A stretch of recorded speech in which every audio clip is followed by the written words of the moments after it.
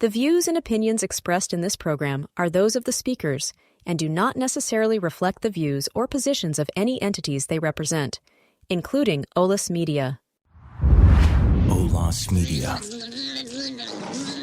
Attacking the podcast world. And based on the true legendary cult classic, Olas Media presents Attack of the Killer Tomatoes. Did somebody mention biscuits? Attack of the Killer Tomatoes. They'll beat you, bash you, squish you, mash you, chew you up for brunch. How bad is it? Finish you off. Also, I definitely don't get a fly again. I'm not talking like that, you wiener. What about the tomatoes? Hello, defenders of the diner and aficionados of the silver screen. Step right up to the Killer Tomatoes podcast. Your host is Costa Dillon, the architect of those roguish, rampaging red orbs that have been playfully pestering us since bell bottoms were in. Today's guest, John Astin.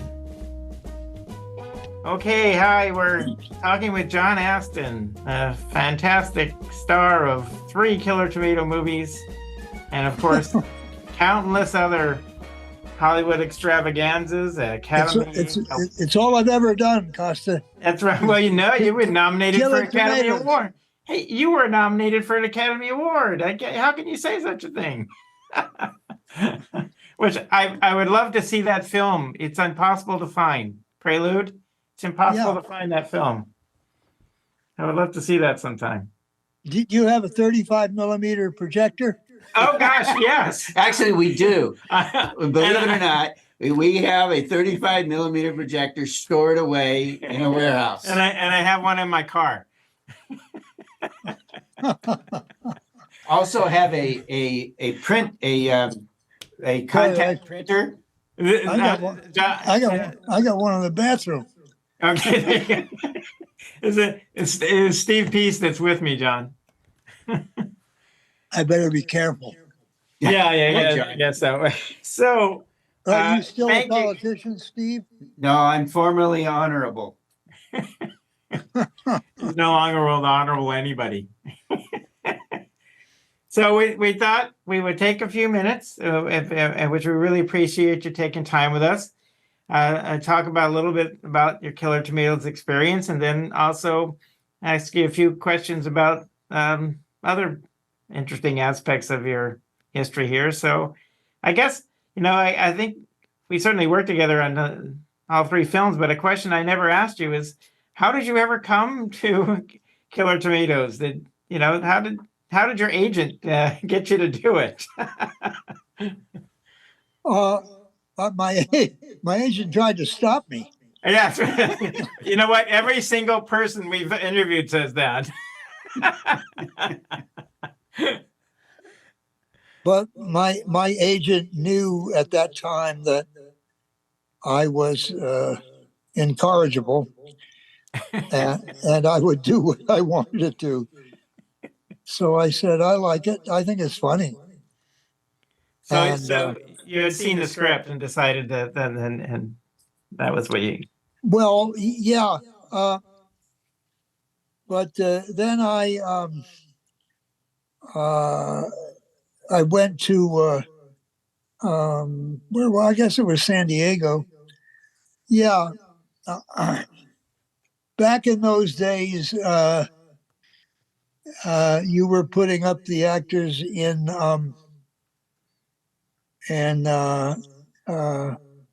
isn't there someone some chain that's connected with the number 8? We put you in a Super 8? Yeah, the Motel 6 must have been full. No, there's a no, I think that's where I was first. And in fact, I knew those hotel rooms because I had done in San Diego what they called at that time an improvised movie. Ah. And I gave the outline to a good friend of mine whose opinion I trusted. As a matter of fact, he was my director. Now, unfortunately, he's passed away now, but he directed my Poe show. Oh, okay. And he was a very good director. He had a good teacher. I taught him. That's what I knew that was coming, right? Yeah, I project those things so that the audience can relax and not worry about missing anything. But at any rate, I went to this hotel room, and John DeBella was waiting for me there at the. Was it Motel 6 or Motel 8? I don't remember, but that's probably all we could afford. So it's probably one of them. Yeah, it was on. It was on that circle. Oh! In Mission Valley, right? Hotel Circle. Yeah. And It's a Motel 6. Yeah. It's right. Is it? Yeah, we're only about a mile and a half from it right now. If there'd been a Motel 4, we would have put you there. So Be careful. Anyway, John, we started talking about the projected film. I don't mean on an actual projector, but one that you were hoping to bring into being. Mhm. And that's what they call it, bringing it into being. I don't know what the hell I'm saying, but anyway, I said, John, shouldn't I? This is a funny film, but I should probably take a look at the first one to get an idea of what you're looking for.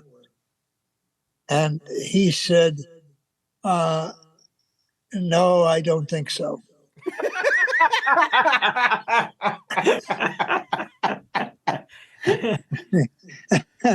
I was puzzled, and I said, why? And he said, well, you've seen the promotions for it. He said, it really is a bad movie. And we don't want to repeat that. we want to do something that's funny and that works. Mm-hmm. And we think this may be it. I think, what was it? The Return of the Killer Tomatoes Strike Back? Yeah. Which one? Return of the Killer Tomatoes was the first movie you did. Yeah. Yeah, and then wasn't there one called The Killer Tomatoes Strike Back? Yep. And then Killer Tomatoes Eat France. Oh, yeah. Yep. Well, The Killer Tomatoes Eat France, if I can jump to that for a second. Sure. Would it confuse your audience at all? No, I think both of them will get it. They're asleep anyway. Yeah. But I said, how do you justify using this location? Actually, that's when you guys were flying high. Mm-hmm. And we were in a good hotel there. Doesn't remember anything about the movies, just the hotels we were in, right?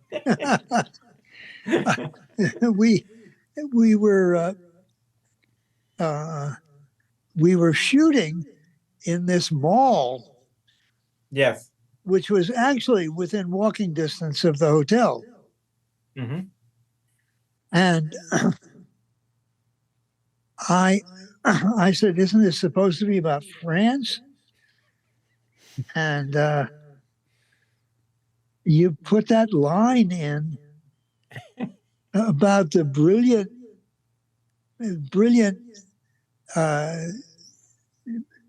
uh, craftsmen and women who were able to duplicate perfectly a mall that existed in San Diego, California, Right. and Yes. to in build France. it in France. Yes.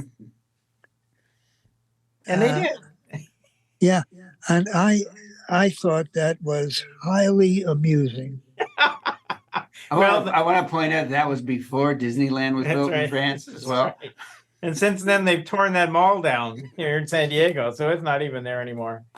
So, Oh, really? Oh, yeah, so now you have an historical that's right. object. We do. We do. People can watch it for That- its history.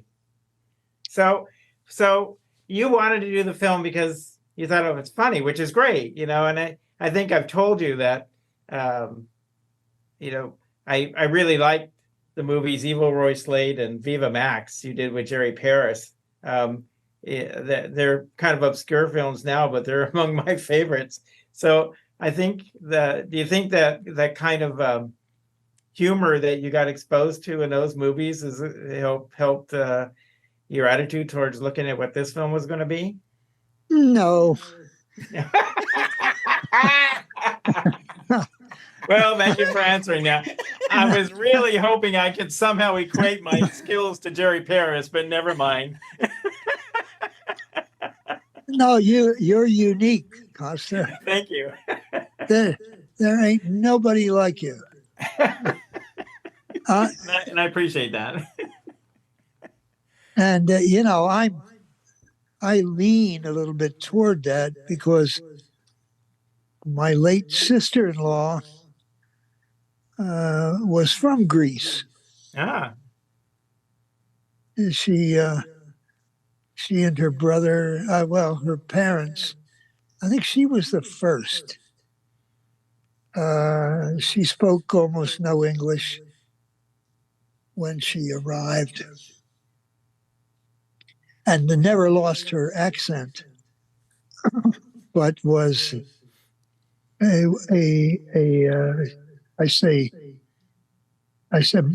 guess did I say my late sister-in-law? yes. Yeah, she's one of the loveliest people I ever met, actually, and we miss her terribly. And then her husband, my brother, died not too long after. Yeah, he just last year, right? Yeah. Yeah, he was a professor at somewhere in California, right? Yeah. He was the founder and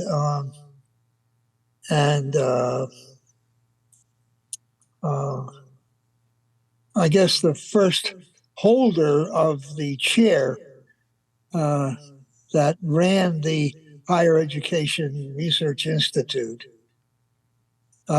He did a lot of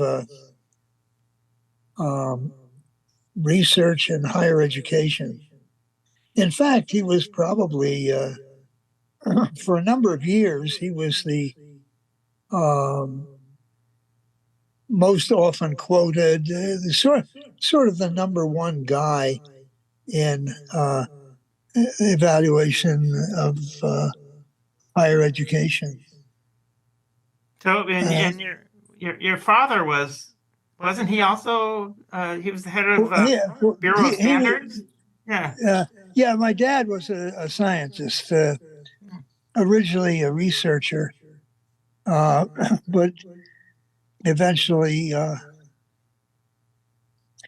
he he and his colleagues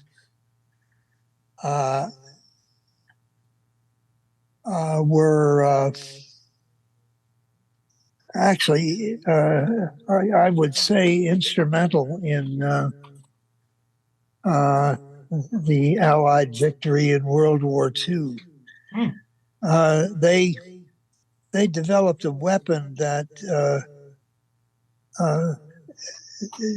different versions of it now are used, but it was a well-kept secret for a few years after World War II. They didn't want anyone to know that we could do it. I know it was my father's mission late in 1944.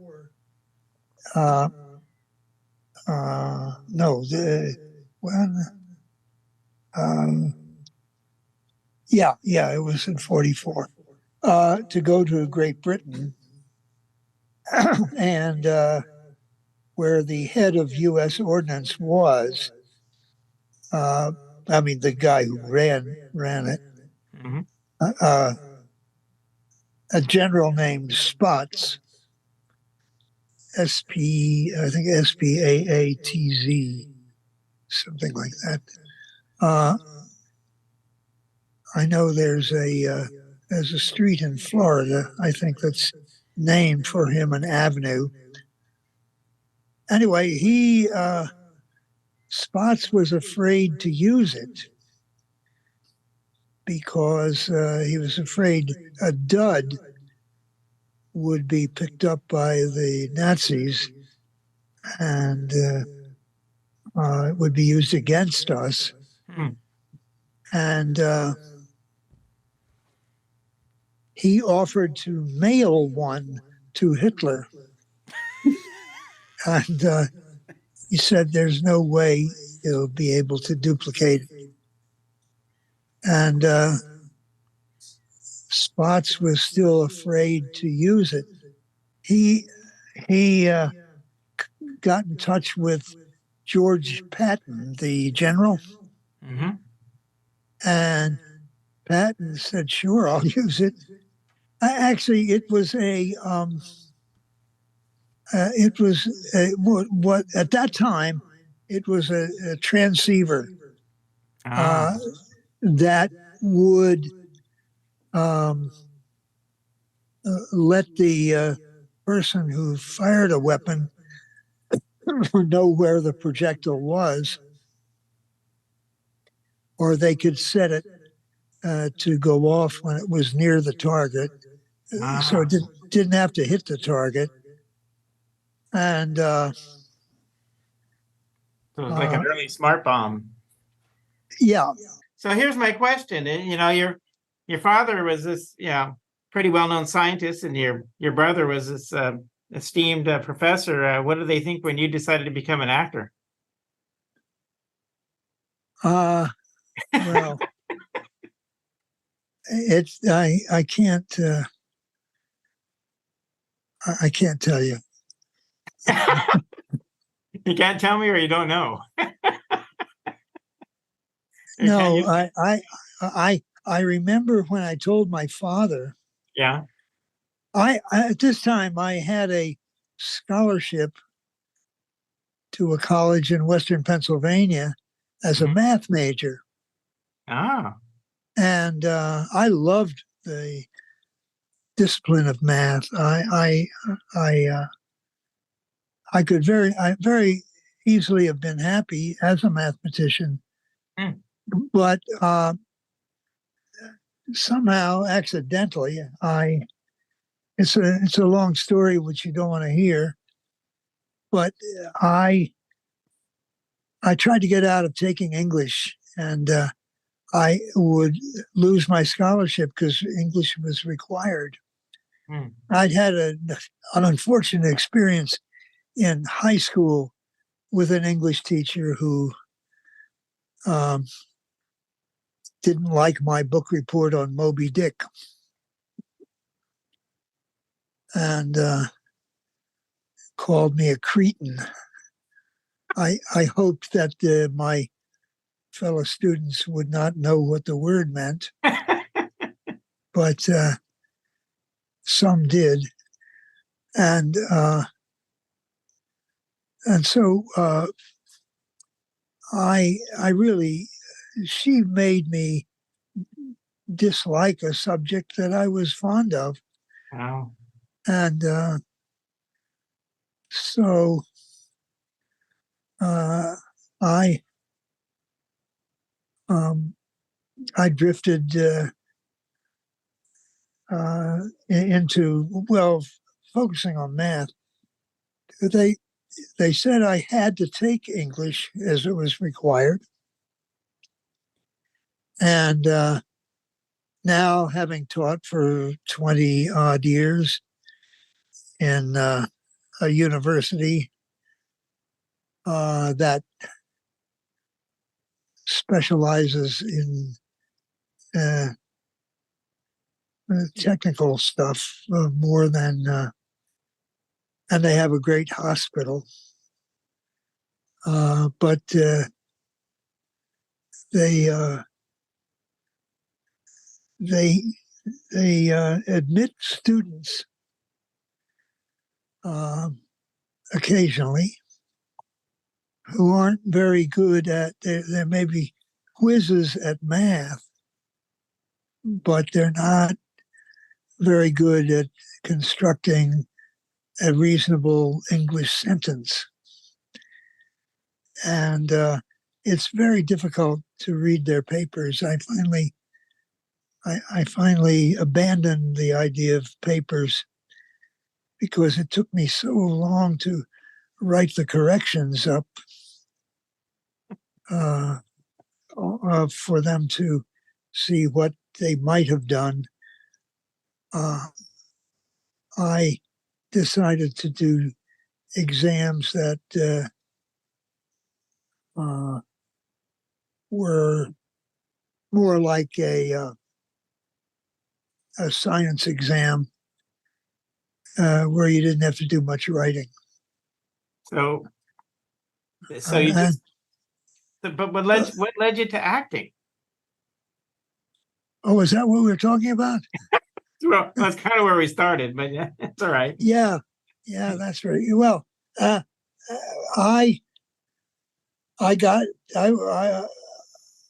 went to the English professor and I said, I don't want to take your subject. I don't think it's a very good subject. And he said, well, it's required. I said, yeah, that's my problem. And he said, well, tell you what. I said, I don't think it's about anything. I think it's just an excuse to BS. And he said, I'll make you an offer here. He said, every once in a while, I'll give you something to read. And it won't be too long. You won't have to spend too much time on it. But I want you to tell me if you think it's about something and that, there's some reason to write it. And the first thing he gave me was what's the Joseph Conrad, The Heart of Darkness. That's what he gave me. Is it about anything? Oh my God! I read it. I went back and I said, "Say, this is really about something." He said, "Yes, there are more that have that characteristic." He gave me something else. And I became a Conrad fan at that time. I'd never read any Conrad at that point. My mother probably read every book that was ever written. she read rapidly, and she had an active vocabulary that I never stumped her on a definition. No, sounds like Steve's mom. She had good Latin and good Greek, which is what Ben Jonson said Shakespeare didn't have, but he did all right, I guess. But my mother was actually a brilliant woman, living in a time when scientists' wives were relegated to the household chores. And it wasn't fair. My sister-in-law said, who eventually called the mother of my brother and me, called her mom. And she said, Mom came along too late. But at any rate, she had interested me in literature and drama and so on for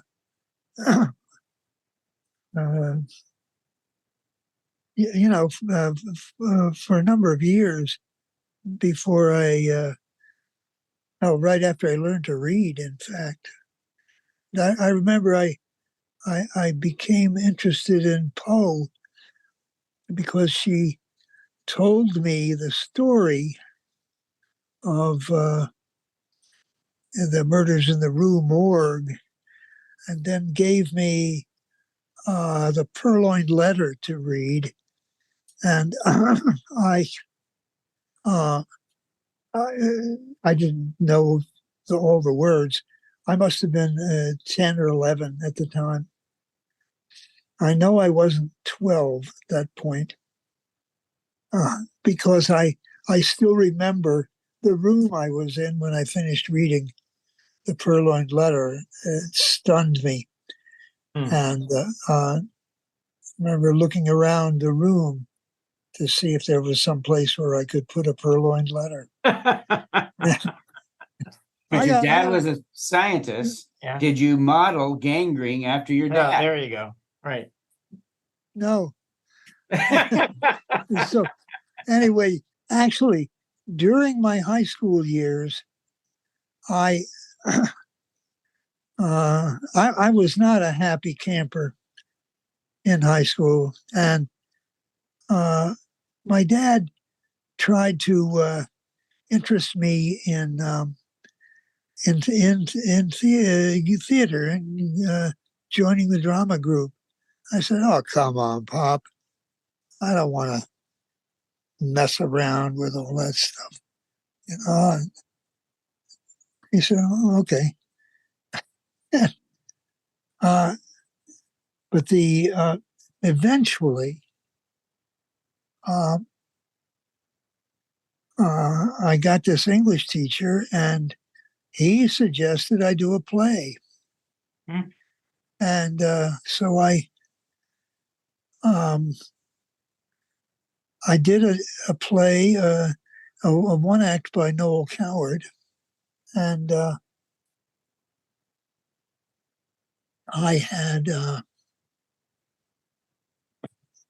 some kind of success with it, and I loved doing it. And I remember after our second performance, because we were limited to 2 performances, I went back into what we had used for a theater, which was just a large room, with chairs laid out there and so on. And we had a platform that we used for a stage. I went through the entire play all by myself. and uh, I I couldn't. I just didn't want to get away from it, Nice. and so I transferred. There was no theater program at W&J, although it was a very, very good school, still is. But I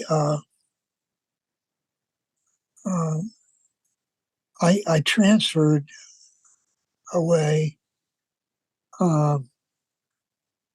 to the Johns Hopkins, which had a theater program at that time, and in those days was a very forward-looking school. They had a marvelous liberal arts program there, and it was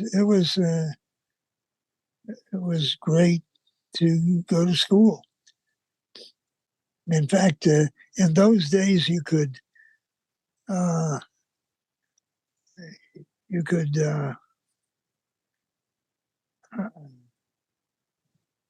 take as many courses as you wished. But now, with so many people in administration, most universities these days are, sort of being taken over by administrators. And so they limit the number of courses you can take. And because I was teaching there, I would have some students who were really sharp, and I'd want to get them into lots of classes, and they wanted that too, but there were always limitations on it, and that you couldn't take as many classes as you wanted. In those days, if you were on the dean's list, you had that option. You could, and so I registered in my senior year, my last semester. I registered for 27 hours of classes. And then I decided I would audit 6 of those hours. So I would have only 21 hours because I kind of got scared at so many hours. But the odd thing is, the 2 classes I audited, one was Greek in modern usage, and the other one was a sort of all-star course. Once a week, you had one of the star professors, could be a Nobel Prize winner, giving you 3 or 4 hours of their stuff. And it was wonderful. And that was the other audit. And I think I remember those courses, stuff from those courses, more than I do the courses which I got high grades. Yeah, sure. Much more memorable. Yeah. They were, but most of the courses I took by that time were courses in theater, so I still keep those in mind. Nice. Anyway, so that's how I got started. Uh-huh. I went crazy in extracurricular activities, which were always plays, and so I had a fair amount of experience when I went to grad school, and due to recommendations from various people that I worked with, I was hired by the University of Minnesota, which in those days had a outstanding theater program, and so that got me through another year, I guess, or I think I had 1 1/3 years of grad school, and a professor talked me into leaving school,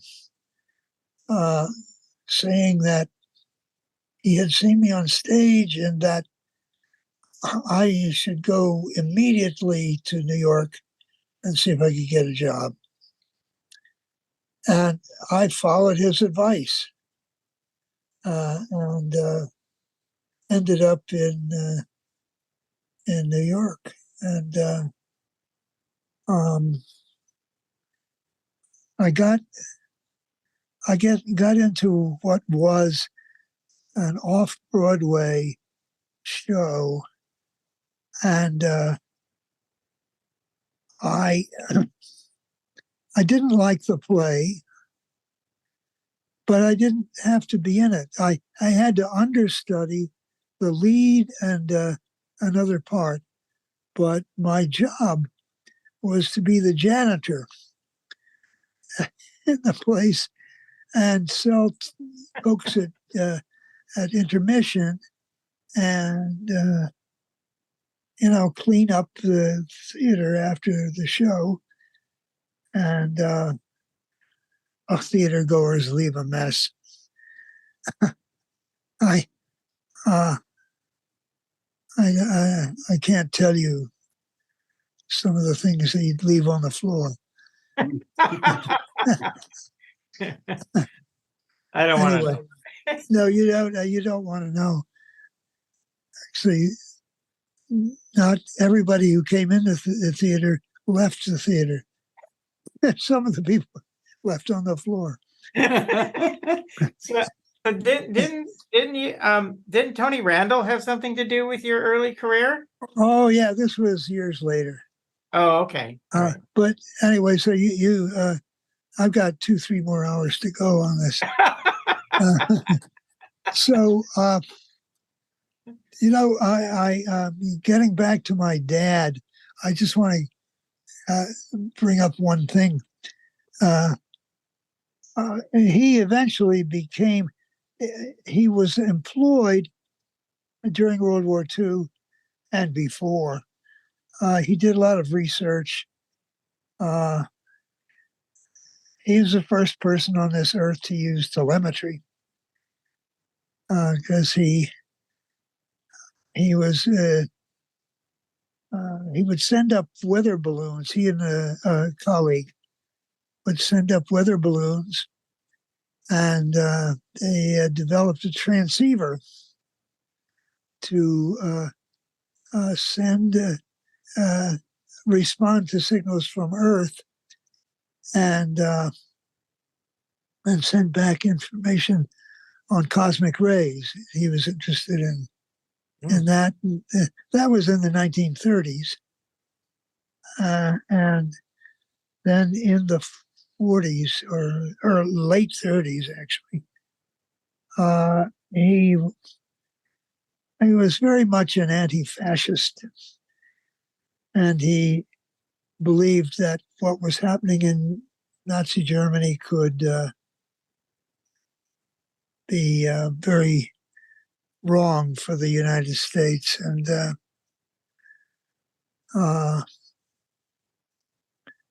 so he began to develop war weapons. Wow.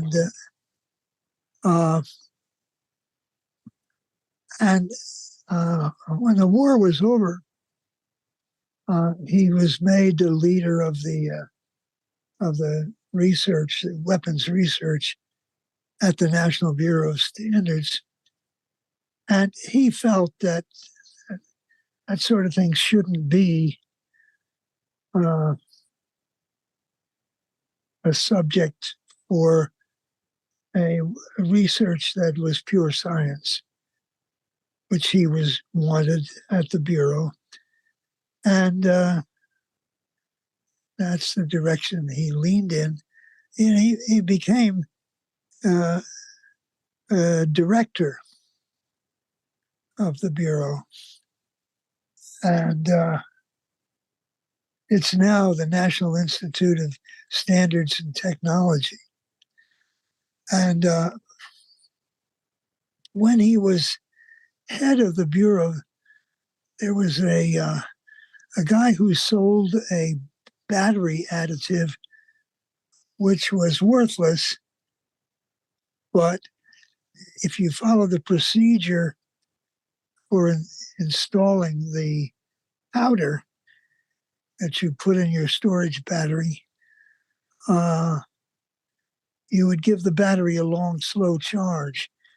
And that was a way that most people weren't familiar with, a way of refurbishing a storage battery. So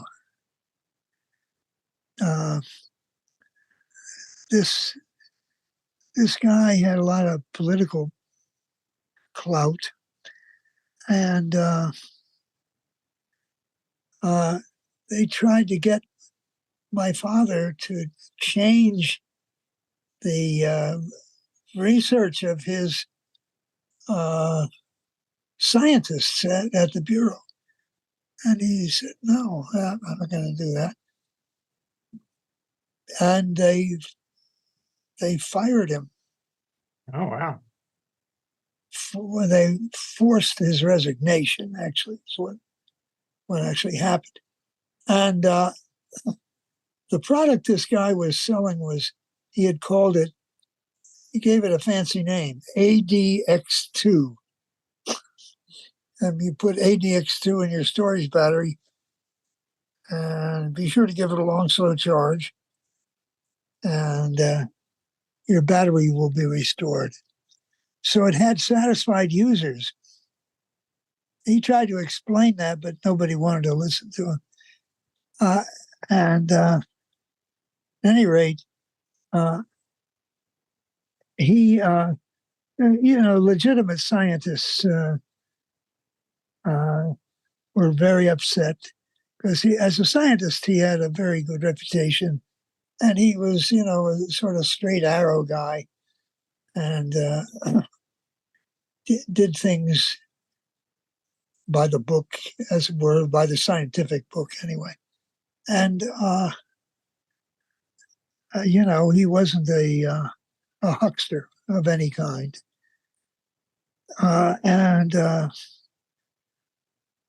This appealed to the scientists that worked with him. And so they banded together and got my dad back to work at the Bureau. Wow. And that story is being done now by some very talented people who are at the NIST. And so he's in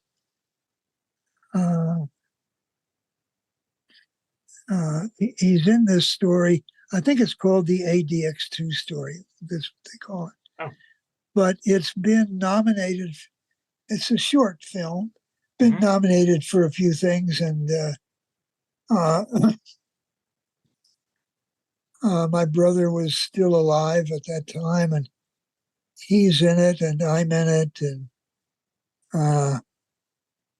and our kids helped out with it. Wow, great. Sean and Mackenzie are in it. Yeah. Or I guess Mac. I'm not sure Mac is actually in it, but he contributed to it, certainly.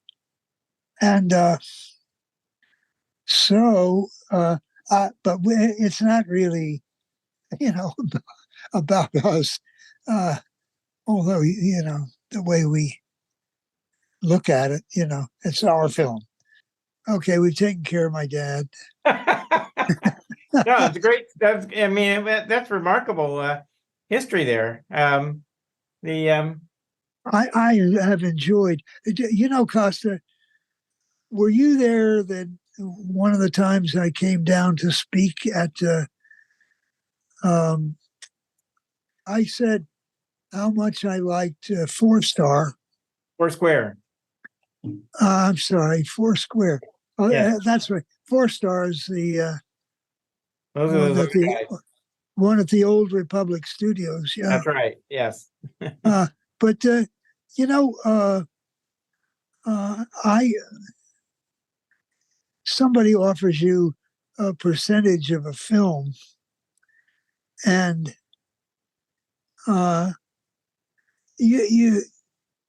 they have ingenious bookkeepers in Hollywood. Yes. They know how to lose money for a film that doesn't matter how much it makes. That's right. They lose money. And so investors don't get the money back. Right. Unless they're right on the top. It's a bunch of these people that the poor actors right now are trying to strike and get some improvement in their lot. It's tough. Mm-hmm. Anyway,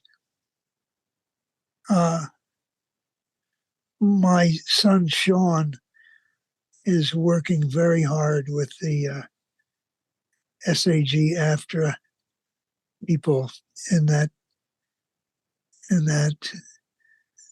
strike that they have going.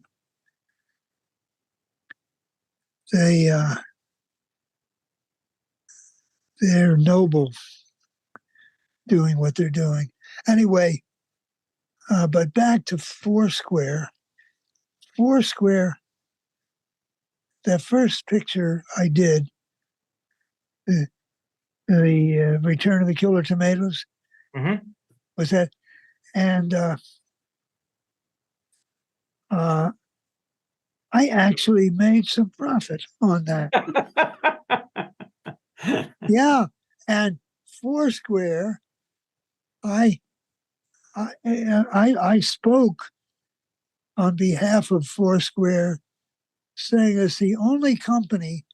Now, the more involved with actual production companies Foursquare became, the less the profits were. And finally, right, when they worked with Fox, there was no profit. Right, when Fox got to control the books. That's exactly right. Exactly right. Yeah. We didn't either, John. We didn't either. Really? Yeah, Oh, my nope. heavens. We don't know where that. But you're right. That's Hollywood accounting. I read that to date, Forrest Gump hasn't made a profit. So go figure. Yeah. Now I was doing a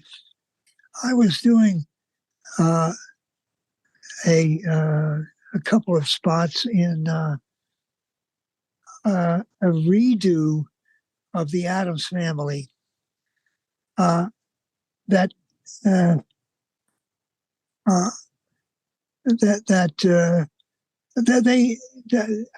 they had bought a use of all the old scripts, so they had to do some rewriting. Oh. And I gave them a few suggestions, and one of the Fox executives came up to me and he said, "Are you interested in doing a show?" And I said, "If I can create value, yes, absolutely." But he digested that very quickly and walked away. Do you remember the first day on the set that with us? Do you remember that day? Parts of it, yeah. Tell me about it. it was at the mansion, at that Yeah, old house. right. And Yeah. I remember because you came in, and they signed you to see me because I was doing production design, and I was starstruck. And and I've told this story to other people because the first thing you did is you walked up, you opened up the little case you had and said, "Which hair do you think would look good for this role?" Well, And I remember it was such a great opening line because, for one, it was so self-effacing that it helped me with, being starstruck. But also, I realized you got the comedy, you understood it, you were ready to have fun with the role, and it really was reassuring when you said that.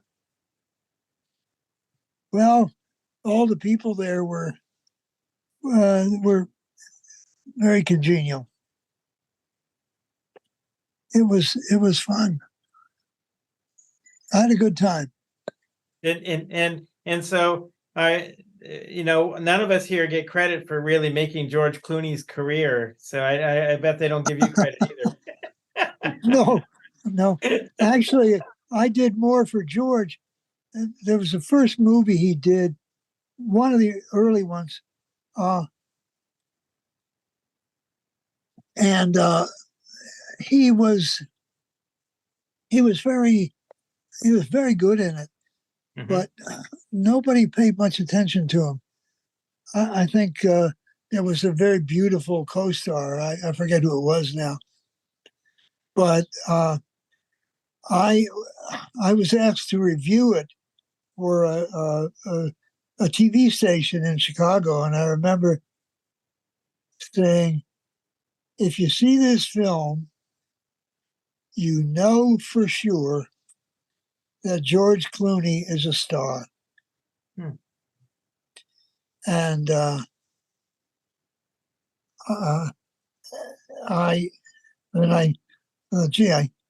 hope he becomes one, because I'll look kind of silly if he doesn't. I don't think he's doing that well, because I saw him selling coffee machines on TV, so I don't think he's doing that great. And he sells wine. Are the coffee machines? Are they good coffee machines? I don't know. I don't have one. My coffee machine went out on me this morning. Oh, well, there you go. Write to George, send him a note. and ask him for one. Yeah, dear George, remember the good old days? Yeah, I remember the good old days. It's worth at least one coffee machine. Well, anyway, so I went to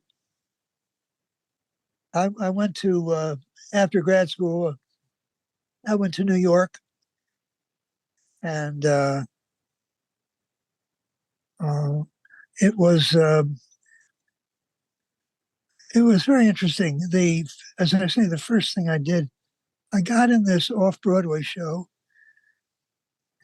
and it had actually won an award. But I wasn't crazy about the play, but I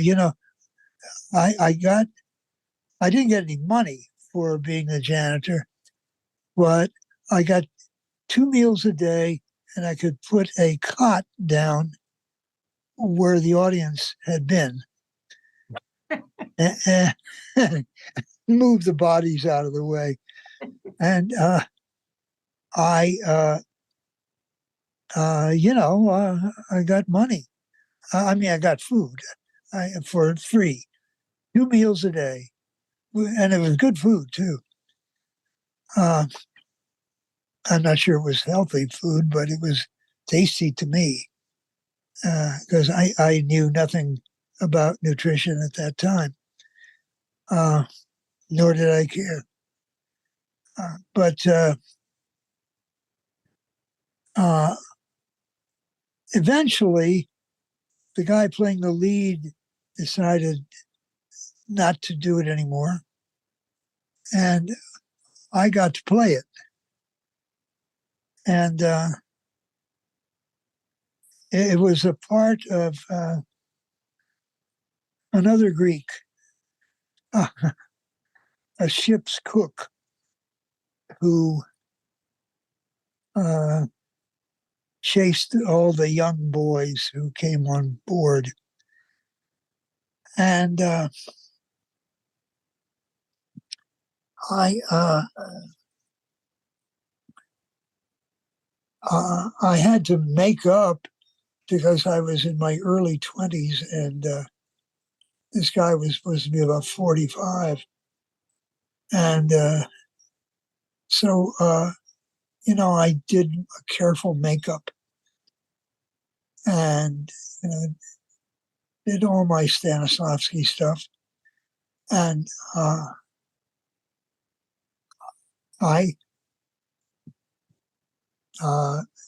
a former girlfriend of a cousin, a distant cousin, was an agent. Mm-hmm. And I invited her to see the show. The next morning, she didn't come backstage afterwards.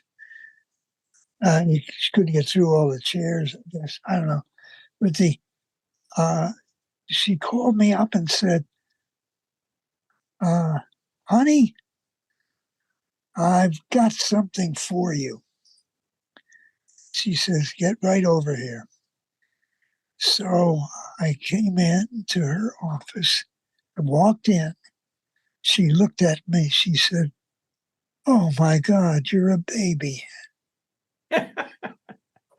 She said, this is for a part. The guy is 45 years old. And I said, hey, you thought I was 45 in the show? Ken? And she said, no chance. Well, you guys are lovely, actually. I've always felt fortunate to run into you. Oh, the feeling's mutual. I love talking with you, John. I'm never bored by anything you tell me. All that stories about your dad and all that was great. I happen to be, part historian, so I worked at Gettysburg and stuff. So I just I love those kinds. Oh, at Gettysburg? Yeah, I worked at Gettysburg. One of my park jobs. Yeah. Oh, really? That's where my brother was before. Oh, he went to Gettysburg College? Yep. Yeah. And he founded a group there called the Minnesingers. Great. Well, say hi to Val. Haven't seen her since my wedding. So, but it's nice to talk with you, and we'll be in touch again. Yeah. I love the fact that you are a writer and a forest ranger. I don't think there are too many. Yeah, the number of park ranger film writers is a pretty small club. Okay, John, we'll talk soon. Yeah. Thanks. Take care. Thanks for listening to Attack of the Killer Tomatoes. Be sure to follow and subscribe whenever you listen to your podcasts. To read the blog associated with this episode, visit olismedia.com.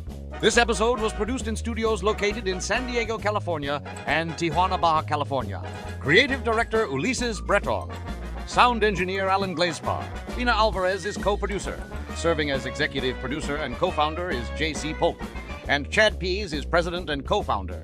Olis Media is an IVC media company. Olis Media.